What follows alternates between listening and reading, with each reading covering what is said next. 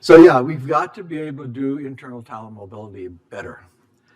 So the current state, okay, organizations with strong talent mobility perform better than their competitors. So there's a high correlation with market performance. They perform better from our data. The best companies make mobility a requirement in the organization. This is the different ways you can do talent mobility. It's kind of a dumb chart.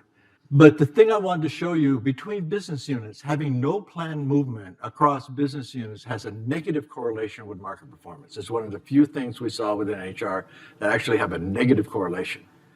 So if you're not planning talent mobility, it has a negative correlation with market performance. These all are, you see some next practices, all these have correlations to market performance. Despite the benefits, it's too often, it's too hard. So overall, only 32% of the participants believe their organizations are effective at facilitating internal mobility. It's only 32%, and nearly 2 times higher among those with high-performing organizations. So high-performing organizations tend to do this more. Those are ones that are top quartile of market performance, but they don't do it well. Even the ones that do it said they don't do it well. And why is that? Obstacles to talent mobility. Managers are not encouraged to move. In fact, they're encouraged to hoard talent because they're incentivized to hoard talent, because that's where my bonuses come from. I would say that the way around that is you would want to measure the financial contribution of that development at the company. It's a long-term damn thing. I'm quarter-to-quarter business. Okay? Developing talent does pay off in the long term. We all know that. It creates better skills, knowledge, and ability. They're more productive, but that's a long-term thing. I'm being measured on my quarterly performance of the company.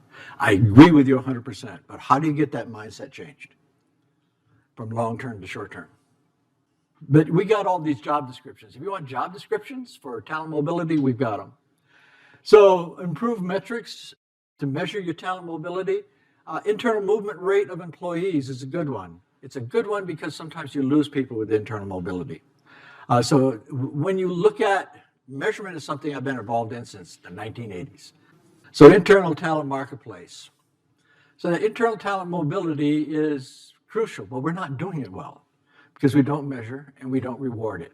Managers will do what they're measured and accountable for and what they're rewarded for.